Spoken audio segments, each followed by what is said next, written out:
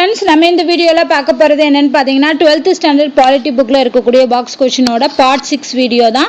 Already part 5 வரைக்கும் போட்டுருக்கோம். அதுக்கு தனி பிளேலிஸ்ட் இருக்கு, செக் பண்ணி பாருங்க. சோ இன்னைக்கு நம்ம பார்க்க போற பார்ட் 6ல ஃபர்ஸ்ட் வந்து என்னன்னு பாத்தீங்கன்னா லால் பகதூர் சாஸ்திரி அவர்களுக்கும் அதே மாதிரி சிரிமாவோ பண்டார நாயக்கா அவங்க ரெண்டு பேருக்கு இடையில ஒரு ஒப்பந்தம் நடந்துச்சு 1964ல. அந்த ஒப்பந்தம் பத்தி தான் நம்ம இப்ப பார்க்க போறோம்.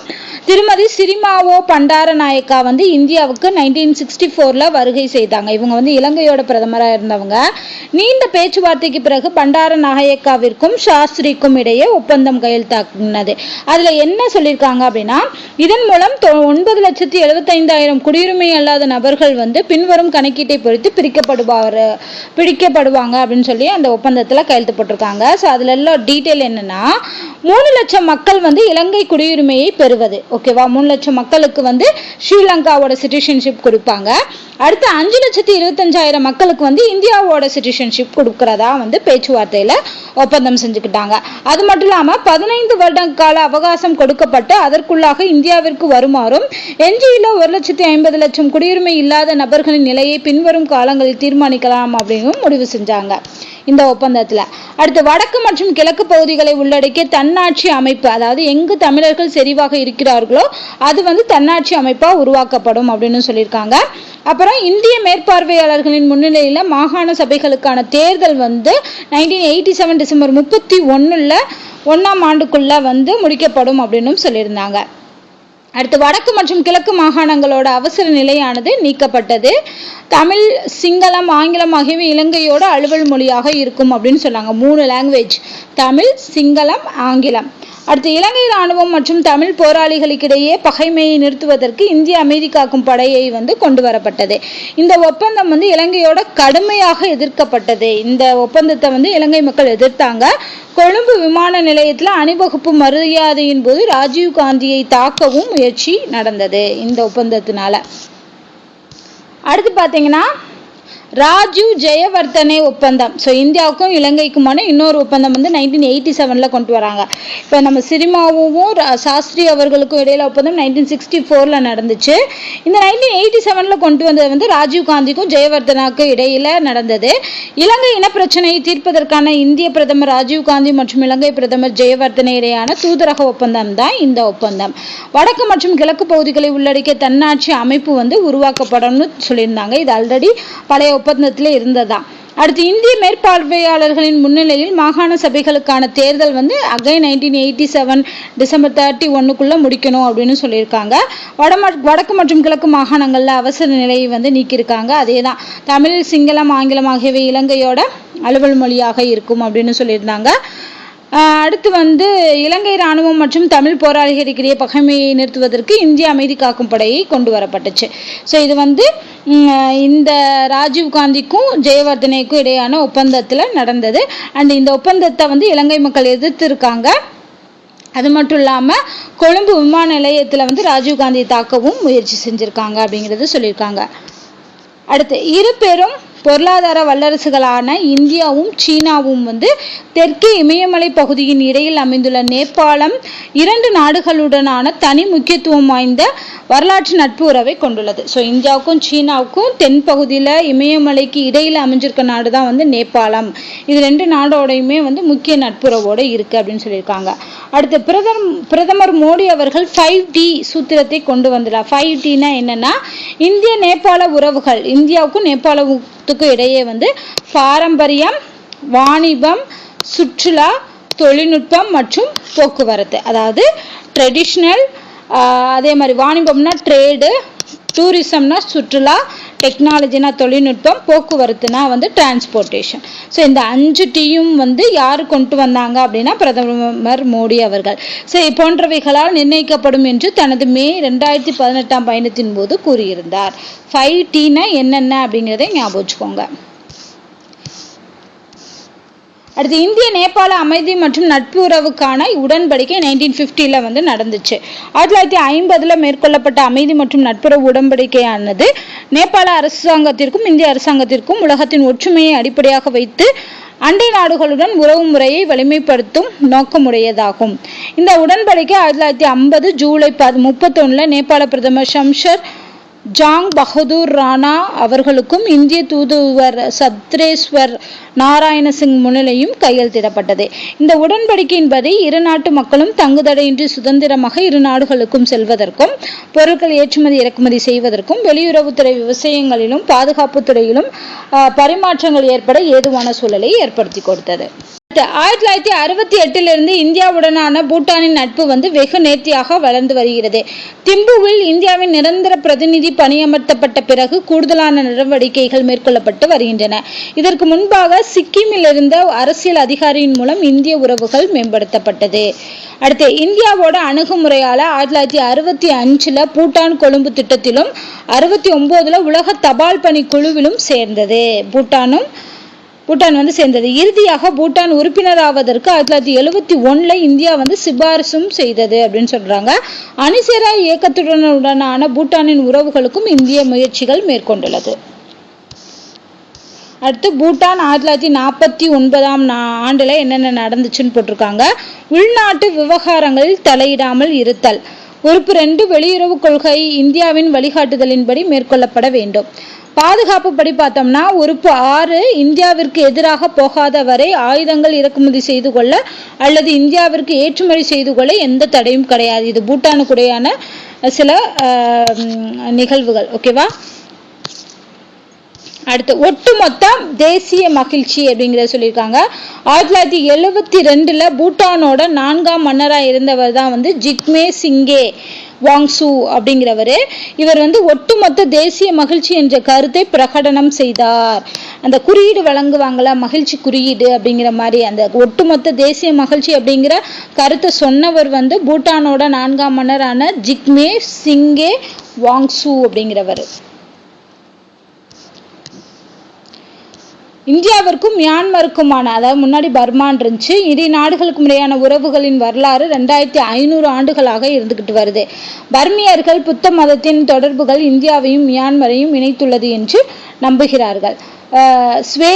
ஸ்வேதகான் பகோடா என்கிற புகழ்பெற்ற கூற்றின்படி கோவிலின் இதய பகுதி புத்தரின் முடி புதைந்த இடத்தில் உள்ளதாகவும் அவை 2 பர்மா வியாபாரிகளுக்கு அன்பளிப்பாக அளிக்கப்பட்டதாகவும் ஒரு நம்பிக்கை உள்ளது. இந்த நம்பிக்கையில் அசோகரை பர்மாவில் பகோடா வகை கட்டுமானத்தை நிறுவுவதற்கு தூண்டியதாகவும் புத்த மதம் பரவுவதற்கு காரணமாக இருந்ததாகவும் கூறப்படுகிறது. ஜஸ்ட் என்னன்னு தெரிஞ்சுக்கோங்க. அடுத்து இனக்கூறுகள் பற்றி KM பணிக்கர் சொன்ன விஷயம்தான் இது. பர்மாவின் பாதுகாப்பு என்பது இந்தியாவின் பாதுகாப்பு. இதனால் இந்தியாவின் முழு கவனமும் எல்லையின் மீது இருந்தாக வேண்டும். பர்மாவை பாதுகாப்பதை விட வேறு எந்த ஒரு செயலும் இந்தியாவிற்கு முக்கியம் இல்லை என்று கூறினவர் பணிக்கர். அடுத்து மாலத்தீவுகளின் பிரதமர் அகமது ஜஹி. இவர் 1974 இந்தியாவுக்கு வந்ததுதான் அந்த நாட்டோட முதல் அரசு முறை பயணம். ஸோ மாலத்தீவோட முதல் அரசு முறை பயணமா இந்தியாவுக்கு வந்தவர் யாருன்னு பார்த்தீங்கன்னா அகமது ஜஹி. பிரதமர் அகமது ஜஹி 1974. காக்டஸ் நடவடிக்கைகள் மாலத்தீவை இந்தியா காப்பாற்றியுள்ளது அப்படின்னு சொல்லியிருக்காங்க. 1988 200 இலங்கை தமிழ் போராளிகள் 80லேருந்து 200 வரைக்கும் இலங்கை தமிழ் போராளிகள் அப்துல்லா லுத்துஃபி என்கிற தொழிலதிபரின் சூழ்ச்சியில் மாலத்தீவை நோக்கி தாக்குதல் நடத்துறாங்க. மாலத்தீவில் ஊடுருவிய பிறகு அவர்கள் தலைநகரமான மாலேவில் ஊடுருவி முக்கியமான பகுதிகளை ஆக்கிரமிச்சு வச்சிருந்தாங்க. குடியரசுத் தலைவர் அப்துல் கயமின் ஆட்சியை கலைப்பதற்கு முனைந்தனர். ஆனால் கயும் மாலத்தீவின் தேசிய பாதுகாப்பு பணி தலைமையிடத்தில் தஞ்சம் புகுந்தார். கையும் பல நாடுகளுக்கு, அதாவது India, Pakistan, America, Britain, Malaysia, Ilangai இந்த பிரச்சனையை விளக்கினார். அமெரிக்காவும் பிரிட்டனும் தங்களால் நேரடியாக ஒரு நடவடிக்கையில் இறங்க இயலாது என்றும் இந்தியா மூலம் தீர்வு கிடைக்கப்பெறும் என்றும் நம்பிக்கை அளித்தனர். பிரதமர் ராஜீவ்காந்தி மூலமாக இந்தியா வெகு வேகமாக தீர்வு நடவடிக்கையில இறங்கியிருக்கு. குடியரசுத் தலைவர் கையுமின் வேண்டுகோள் கிடைத்த சில மணி நேரங்களில் இந்திய படை வீரர்கள் மாலத்தீவுக்கு வந்திருந்தாங்க.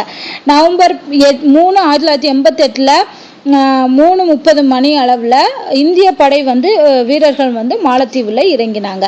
கயுமின் செய்தி கிடைத்த 16 மணி நேரத்தில் ஆக்ரா போர் விமான நிலையத்திலிருந்து இல்யூசன் 276 போர் விமானம் மாலத்தீவுக்கு வந்திருக்கு. 2500 கிலோமீட்டர் கடந்து இந்தியா விமானப்படையில் 44வது ஸ்குவாட்ரன் முற்றுகையிடப்பட்ட மாலத் தலைவருக்கு தலைநகருக்கு 1 கிலோமீட்டர் தொலைவில் உள்ள ஹல்கிலே விமான நிலையத்தில் இறங்கியது. மேலும் தரையிறக்கப்பட்ட இந்திய விமானப்படை வீரர்கள் குடியரசுத் தலைவர் கையுமையும் மீட்டெடுத்தனர். போராட்டக்காரர்களை விரட்டியடித்தனர். இலங்கை தமிழ் போராளிகள் நகரம் முழுவதும் பல முக்கிய பகுதிகளை கைப்பற்றிய போது அவர்களை கண்காணிக்க மறந்த ஒரு பகுதி தான் ஹல்கிலேங்கிற விமான நிலையம். இந்த நுழைவாயிலை யாரும் கவனிக்காமல் இந்திய விமானப்படை வீரர்கள் தரையிறங்கினர். விரைவாக விமான நிலையத்தை கட்டுப்பாட்டை எடுத்துக்கொண்டனர். பின்னர் கமாண்டோக்கள் படகுகளை பயன்படுத்தி தலைநகருக்குள் நுழைந்து குடியரசுத் தலைவர் கையுமை மீட்டு போராளிகளை விரட்டி அடிச்சாங்க. இந்தியா தரப்புல இந்த நடவடிக்கைகள் எவ்வித இழப்பும் இல்லாதது என்பது சிறப்பு வாய்ந்ததாக கருதப்படுகிறது. ஆசியாவின் பாதுகாப்பில் இந்தியா மிக சிறப்பாக பங்காற்ற முடியும் என்பதை நிரூபித்தது காக்டஸ் நடவடிக்கை. ஓகேவா? இவங்க இந்த இது பண்ணாங்க இல்லையா இந்தியா, அதுக்கு பேர் தான் காக்டஸ் நடவடிக்கை அப்படிங்கிறது. அமெரிக்க அதிபர் ரொனால்ட் ரீகன் முதல் பிரிட்டனோட பிரதமர் மார்க்ரெட் தாட்சர் வரை உலக சமூகம் அனைத்தும் இந்தியாவின் இந்த உறுதியான நடவடிக்கையை பாராட்டினார்கள். ஸோ மாலேவை போய் காப்பாத்திருக்காங்க. அடுத்து இந்திய அயல்நாட்டு கொள்கையின் தற்போது புதிய மாற்றங்கள். குஜரால் கொள்கை அப்படின்னு சொல்றாங்க. இதுனா என்னன்னா, இந்தியாவோட அண்டை நாடுகளோட நட்பு பாராட்டுவதற்கு உண்டான 5 அம்சங்களை உள்ளடக்கியதான் இந்த குஜரால் கொள்கை. இந்த கொள்கை முன்னாள் வெளியுறவுத்துறை அமைச்சராகவும் பிரதமராகவும் இருந்தவர் தான் ஐகே குஜரால். இவர் உருவாக்குனதுனாலதான் இதுக்கு பேர் குஜரால் கொள்கை அப்படின்னு பேர் வச்சிருக்காங்க. இதுல என்ன சொல்றாங்கன்னா, இந்தியாவின் நிலையும் வலிமையும் ஏனைய நாடுகளுடன் உள்ள உறவுகளை நிர்ணயிக்கிறது. அண்டை நாடுகளுடன் நட்பு பாராட்டுவது மிகவும் அவசியமாக கருதப்படுகிறது அப்படின்னு சொல்லிதான் இவர் இந்த 5 அம்சங்களை சொல்றாரு. அது என்னன்னா, ஃபர்ஸ்ட் அண்டை நாடுகளா நமக்கு இருக்கிறது எது? பங்களாதேஷ், பூட்டான், மாலத்தீவு, நேபாளம், இலங்கை. இந்த நாடுகள் இந்தியாவின் மீது வைத்துள்ள நம்பிக்கை உண்மையின் அடிப்படையில் தன்னாலான அதிகமான உதவிகளை எதிர்பார்ப்பில்லாமல் செய்கிறது. இந்த நாடுகளுக்கு எல்லாத்துக்குமே இந்தியா உதவி செய்யுது. 2வது எந்த ஒரு தென்கிழக்கு ஆசிய நாட்டிற்கும் தன் அண்டை நாடுகளுக்கு எதிரான காரியங்களை நிகழ்த்துவதற்கு தன் நாட்டில் இடமளிக்க கூடாது. ஓகேவா? ஸோ இந்த நாடுகளுக்கு நெய்பரிங் கண்ட்ரிஸ்க்கு எதிராக வேற எந்த நாடும் எந்த ஒரு காரியத்திலையும் இறங்கக்கூடாது அப்படிங்கிறதுக்கு நம்ம சப்போர்ட்டா இருப்போம். 3வது எந்த ஒரு நாடும் தென்கிழக்கு ஆசியாவின் மற்ற நாடுகளில் உள்ள பிரச்சனையில தலையிடக்கூடாது. 4வது அனைத்து தென்கிழக்கு ஆசிய நாடுகளும் ஏனைய நாடுகளின் நிலப்பரப்பையும் இறையாண்மையும் மதித்தல் வேண்டும். 5வது அவர்கள் தங்கள் மோதல்களை அமைதியாக இருதரப்பு பேச்சுவார்த்தைகளின் மூலம் தான் தீர்த்து கொள்ளணும் அப்படிங்கிறது. இந்த 5 அம்சங்களையும் சொன்னதான் குஜரால் கொள்கை. அனைத்து நாடுகளும் பின்பற்றுகின்ற பட்சத்தில் நட்புறவும் நம்பிக்கையும் நீடிக்கும். தென்கிழக்கு ஆசிய நாடுகளின் ஒற்றுமையை மேம்படுத்தலாம். இந்திய பாகிஸ்தானின் மோசமடைந்த உறவுகளையும் சீர்படுத்தலாம் என்பது குஜராலோட நேர்மறை கொள்கை அம்சமாக இருந்தது. அடுத்து கிழக்கு நோக்கி கொள்கை மற்றும் கிழக்கு நோக்கி செயல்பாடு. இதுக்கு 2க்கும் உள்ள டிஃபரன்ஸ் என்னன்னு கொடுத்திருக்காங்க. கிழக்கு நோக்கி கொள்கை இது 2க்கும் இடையான வேறுபாடுகள் இந்தியாவுடனான பொருளாதார ஒருங்கிணைப்பை உண்டாக்குவதற்காக தான் கிழக்கு நோக்கி கொள்கை உண்டாக்கப்பட்டது. அதே சமயம் கிழக்கு நோக்கி செயல்பாடு என்ற பொருளாதார மற்றும் பாதுகாப்பு கிழக்கு ஆசியாவையும் உள்ளடக்கியது. செயல்பாடுங்கிறது பாதுகாப்பை உள்ளடக்கியதா இருந்திருக்கு. கிழக்கு நோக்கி கொள்கையோட இலக்கு என்னன்னா, ஆசிய பசிபிக் மண்டலத்தில் உள்ள நாடுகளுக்கிடையே பொருளாதார ஒத்துழைப்பு இருக்கணும், கலாச்சார மரபு மற்றும் இராணுவம் சார்ந்த உறவுகளை இரட்டிப்பு மற்றும் பலதரப்பு கட்டிடங்களை மேம்படுத்துதல். இது கொள்கையில வரும். வடகிழக்கு மாநிலங்களுடன் அண்டை நாடுகளை இணைக்கும் பரஸ்பர நடவடிக்கைகளை செயல்முறைப்படுத்துதல். பாரம்பரிய நட்பு நாடுகள் மட்டுமல்லாது மற்ற நாடுகளை வர்த்தகத்திற்காக அமைத்தல். இதில் இந்தியா பசிபிக் நாடுகளுக்கு தான் முக்கியத்துவம் அளித்தல். அடுத்து இதே இது இந்தியாவோட கிழக்கு நோக்கி கொள்கை. அதில் என்ன சொல்லியிருக்காங்கன்னா, இக்கொள்கை திட்டம் 1991 பிரதமர் நரசிம்ம ராவ் அவர்களால் தொடங்கப்பட்டுச்சு. கேட்கலாம், கிழக்கு நோக்கி கொள்கையை உருவாக்கியவர் யாரு அப்படின்னு கேட்டாங்கன்னா, பிரதமர் நரசிம்ம ராவ் 1991. இத்திட்டத்தின் மூலமே இந்தியாவின் இலக்கு மேற்கிலிருந்து தென்கிழக்கு ஆசிய நாடுகளான பொருளாதார ஒருங்கிணைப்பு தொடர்பான நடவடிக்கை எடுப்பதற்கு திட்டமிடப்பட்டது. 2014 நவம்பர் மாதம் நடைபெற்ற கிழக்கு ஆசிய கூட்டத்தில் ஜனதா கட்சியானது இத்திட்டத்தினை கிழக்கு நோக்கி செயல்பாடாக மாற்றியது. ஸோ கிழக்கு நோக்கி கொள்கையா இருந்ததை 2014 தான் மாத்திருக்காங்க. அடுத்து உட்ரோ வில்சனோட 16 கருத்துகள். உட்ரோ வில்சனின் 16 கருத்துக்கள் என்னென்ன? 1918 கொண்டு வந்த கருத்துக்கள்: வெளிப்படையான தூதாண்மை, கடல்கள் மீதான சுதந்திரம், பொருளாதார தடைகளை நீக்குதல், ஆயுதமயமாதலை குறைத்தல், காலனிய உரிமைகள் மீதான நிகழ்வு, ரஷ்ய கட்டுப்பாடு பகுதிகளை விடுவிப்பது, பெல்ஜிய இறையாண்மையை பாதுகாப்பது, பிரெஞ்சு பிரதேசங்களை விடுவிப்பது, இத்தாலியோட எல்லையை மறுசீரமைத்தல், ஆஸ்திரியா ஹங்கேரியாவை பிரிப்பது, பால்கன் எல்லையை மறுசீரமைப்பது, துருக்கியின் அதிகாரத்தை குறைப்பது, போலந்தை சுதந்திர நாடாக்குவது, நாடுகளின் கூட்டமைப்பான சர்வதேச சங்கத்தை ஏற்படுத்துவது. இந்த 14 அம்ச கருத்துக்களையும் சொன்னவர் தான் உட்ரோ வில்சன் 1918. ஸோ இதோட இந்த வீடியோவை கம்ப்ளீட் பண்ணியிருக்கிறோம். ஸோ பார்ட் 6ல் இது மட்டும்தான். அடுத்த பாட்டை நெக்ஸ்ட் வீடியோவில் பார்க்கலாம். இந்த வீடியோ உங்களுக்கு பிடிச்சிருந்தா லைக் பண்ணுங்கள், ஷேர் பண்ணுங்கள், மறக்காமல் நம்ம சேனலை சப்ஸ்கிரைப் பண்ணிவிட்டு சப்போர்ட் பண்ணுங்கள். நன்றி.